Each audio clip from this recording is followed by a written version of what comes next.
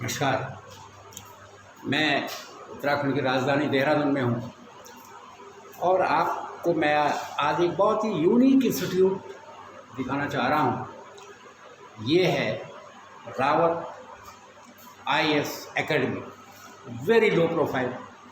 और आपको ये भी बता दूँ कि इसी इंस्टीट्यूट से मंगेश घिल्डियाल जैसे आईएएस निकले और इतना शानदार रिजल्ट कि यहाँ लगभग हर साल कोई न कोई आईएएस बनता है और उसके बाद आईआरएस, आईएफएस, पूरी सीक्वेंस है और बिल्कुल लो प्रोफाइल। इनका कोई आपने बहुत बड़ा होर्डिंग्स नहीं देखे होंगे, अखबारों में विज्ञापन नहीं देखा होगा, जबकि और कोई इंस्टीट्यूट होता तो इसी में तहलका मचा दिया होता, जैसे कि और इंस्टीट्यूट करते हैं। बिल्कुल लो प्रोफाइल।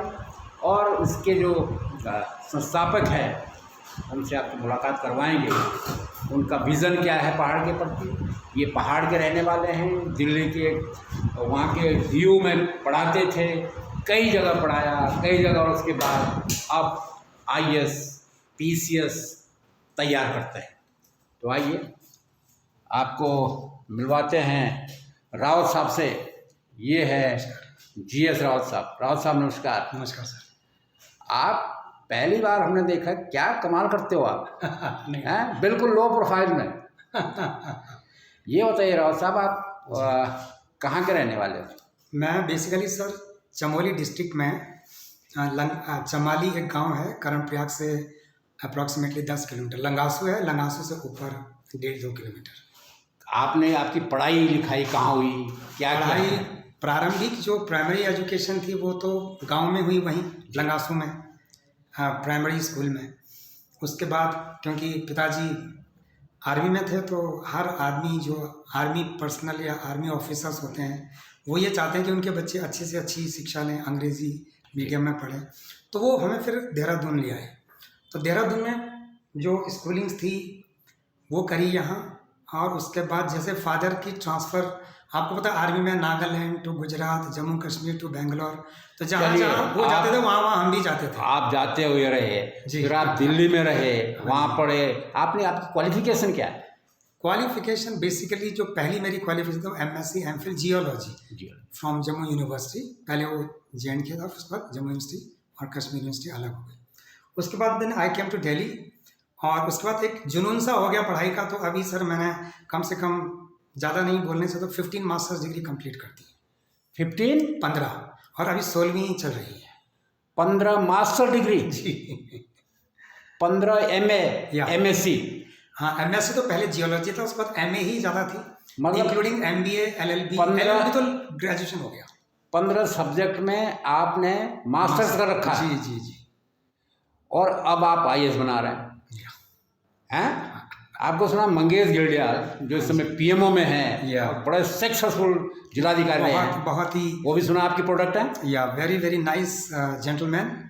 और ही वाज हियर इन 2012।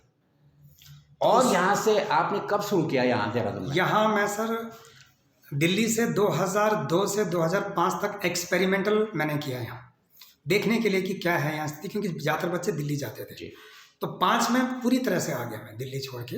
मुझे लगा कि यहाँ भी प्रतिभाएं हैं, सब कुछ है, सभी बच्चे दिल्ली ना जाएं। आप दिल्ली में भी इंस्टीट्यूट में पढ़ाते थे? या इंस्टीट्यूट में पहले पढ़ाता था, उसके बाद अपना खुद खोला। वहाँ नाम था कैरियर एजुकेशनल इंस्टीट्यूशन। यहाँ फिर नाम तब्दील चेंज किया गया यहाँ। ये बताओ जी, आप आईएएस तैयार करते हैं, आप खुद आईएएस में बैठे? क्यों नहीं। मैं 1987-88 में बैठा। उस वक्त 3 अटैम्प्ट हुआ करते थे और 26 साल हुआ करती थी। तो सर मैंने तीनों अटैम्प्ट लिए, तो फाइनली आई कुडंट मेक, नहीं बन पाया। तो फिर मैंने ये संकल्प लिया कि जो 2-3 साल की मेहनत करी है, अब ये ज़रूरी नहीं कि जो हर कोई आईएएस तैयारी करता है नहीं बनता है, तो बट आई थिंक वो भी बहुत नॉलेजेबल होते हैं, काफ़ी एक्सपीरियंस होता है। तो मैंने अपना ये जो हार्ड वर्क, डिवोशन जो दिया था, मैंने कहा अब मैं पढ़ाना शुरू करूँगा। And from then and there I started teaching. और परमेश्वर की कृपा रही है कि मैं खुद तो नहीं बना, लेकिन अभी तक काफ़ी आईएएस बन चुके हैं। मैंने यही संकल्प लिया था। आपके संस्थान से इस समय कितने आईएएस बने होंगे यहाँ से? देहरादून में अगर खाली देहरादून की बात करें तो 2005 से अभी तक 12 आईएएस मैंने दे दिए हैं। 12 आईएएस ऑफिसर आप दे दिए देश को? या और बाकी जैसे बैंकिंग में, सीडीएस में, सीएपीएफ में, सबऑर्डिनेट सर्विसेज में तो बहुत सारे हैं। आईएफएस, पुलिस सर्विस, वो आईएएस आईएफएस को मिला के इतने हैं 12। ओके। और बाकी सबऑर्डिनेट सर्विसेज में तो उनकी गिनती तो मैंने करी नहीं। मतलब इतने ज़्यादा है? बट बच्चे डिवोटेड हैं, वी हैव टू वर्क, हमें भी बहुत मेहनत करनी पड़ती है सर। अभी हमने सुना है कि आप कुछ बच्चों को निःशुल्क भी पढ़ाते हो। किस तरह के बच्चे होते हैं वो? बच्चों में एक तो सर प्रतिभा होने के साथ साथ they should be very good at studies, और इकोनॉमिकली वो बहुत पुअर होने चाहिए, मतलब जहाँ की जिनकी आर्थिक स्थिति है बिल्कुल कमज़ोर या कुछ साधन नहीं है, जिनके पास रिसोर्सेज नहीं है। तो मैं तो खुद ही पहाड़ पे जाता हूँ, यहाँ मैं लोगों को बोलता हूँ, आप जैसे वरिष्ठ पत्रकार और सोशल वर्कर से भी मैं कहूँगा कि जहाँ भी इस तरह के बच्चे आपको मिलें, पढ़ाई में अच्छे हों, 12वीं तक जिन्होंने अच्छी करी है, कॉलेज कर रहे हों, और उनके पास रिसोर्सेज नहीं है, पैसा नहीं है, तो मैं चाहूँगा सर आप प्लीज़ मेरे पास उसको भेजिए निःशुल्क। इतना हमारा तो बनता है ना इतना। ये बताइए, साथ से क्या कोई ऐसा बच्चा भी निकला है जिनको आपने निःशुल्क पढ़ाया हो? गरीब ऐसे बच्चे निकले? हाँ, अभी आईएएस में तो नहीं निकले हैं sir, but CDS combined defence services major हैं, और एसएससी और सबऑर्डिनेट सर्विसेज में निकले हैं। आईएएस में अभी नहीं, वो भी मैं भी अभी सोच रहा हूँ कि एक ऐसा बच्चा जो इसको निःशुल्क पढ़ाया हो, जो गरीब है, उसको तो बनाना है आईएएस। अभी ये एम अभी तक फुलफिल नहीं हुआ है, मतलब जल्दी करना है। और नीचे ऑफिसर तो बने ही हैं। हाँ, छोटे मोटे ऑफिसर, और छोटे मोटे तो नहीं बोलना चाहिए, मतलब हाँ, जो सबऑर्डिनेट सर्विस उनमें तो बहुत सारे, छोटे मोटे वो भी नहीं, क्लरिकल से लेके उसमें तो बहुत सारे हैं, वो तो गए हैं। लेकिन अभी एक उच्च कोर्स में ना आईएएस आईपीएस, एंड मैं भी तैयार बैठा हूँ, दिल थामे बैठा हूँ कि इनको एक पुशअप देना है ज़बरदस्त। बहुत अच्छा, बहुत अच्छा।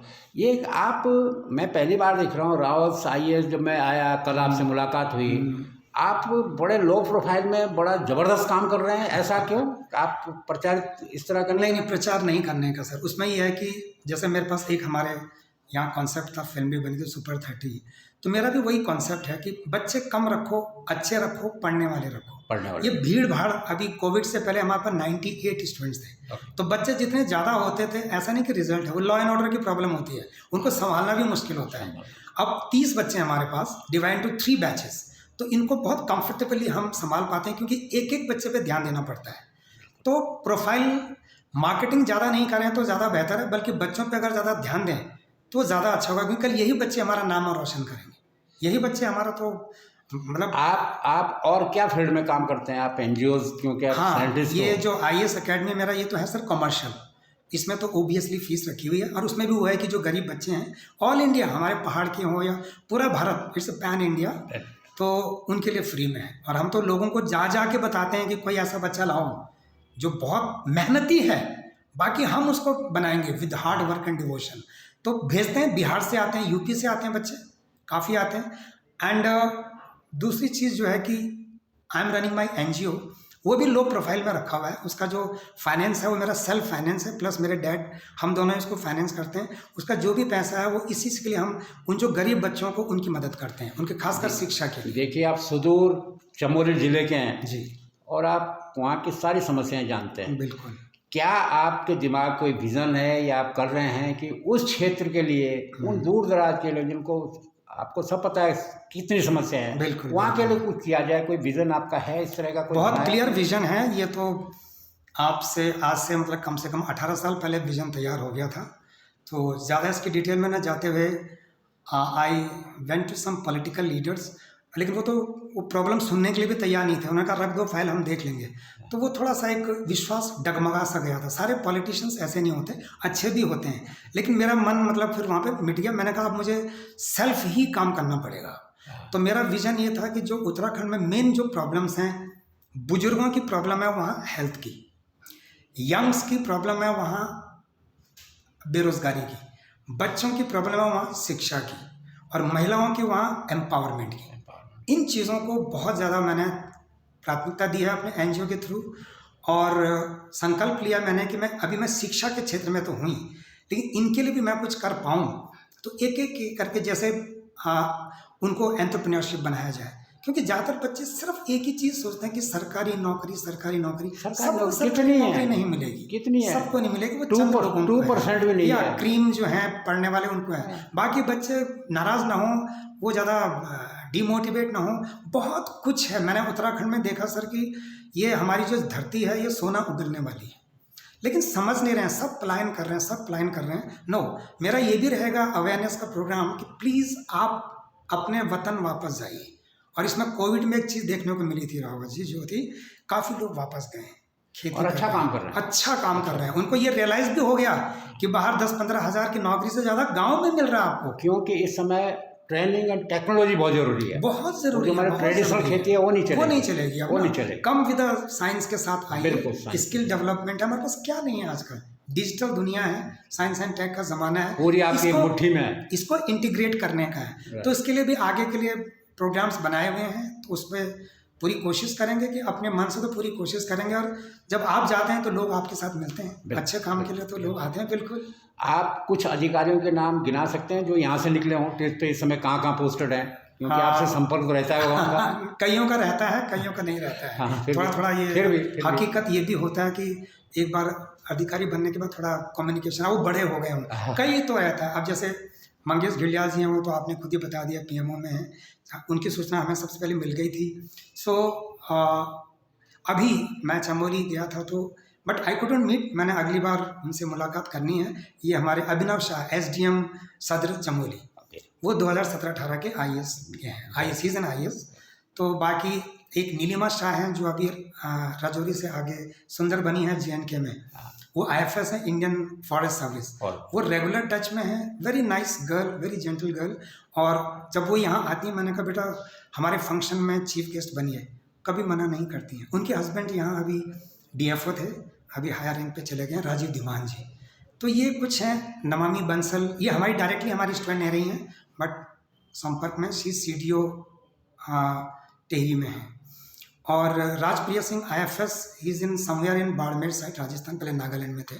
तो ये कईयों के कॉन्टैक्ट तो नहीं हो पाए। अभी आपका जो यहाँ स्कोर है जी, कम से कम एक आईएएस आप हर साल बनाते हैं? मैं 30 बच्चों पे एक बनाता हूँ, और कोविड में 2020, 21, 22 में नहीं बनाया, 23, 24 और 25 में डबल दूंगा, एक साल में 2 दूंगा।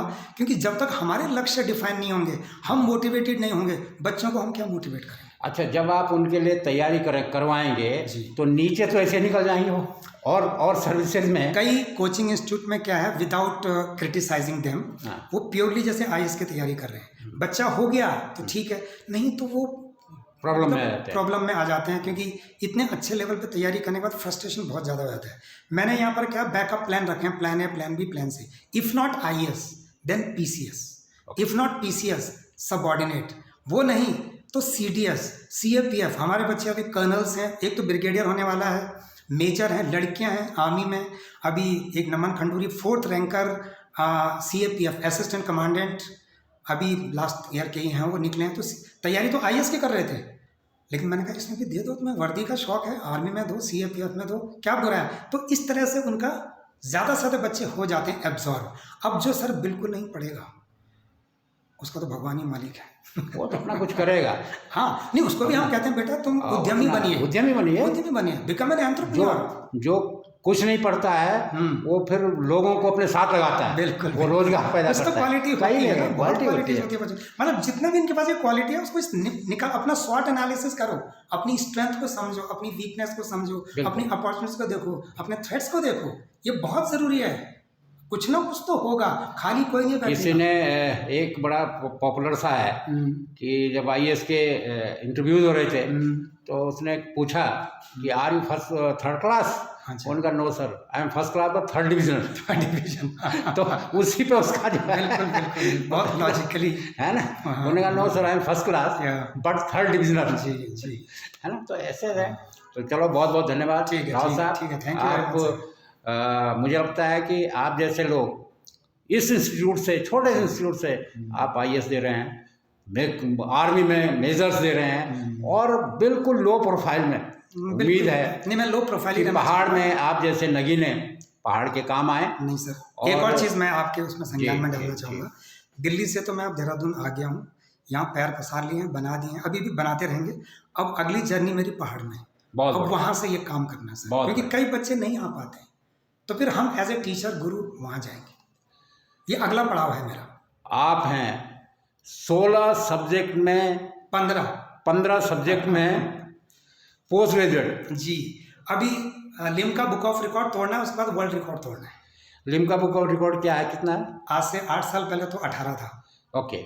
और लिम्का में वर्ल्ड में 24-25 के करीब है। मैं नज़र मतलब बनाए रखता हूँ, कहीं वो मेरे से आगे ना बढ़ जाए। अच्छा। मतलब इतनी फास्ट चलना है। हाँ, तो आप तो सारे सब्जेक्ट के मास्टर हो गए।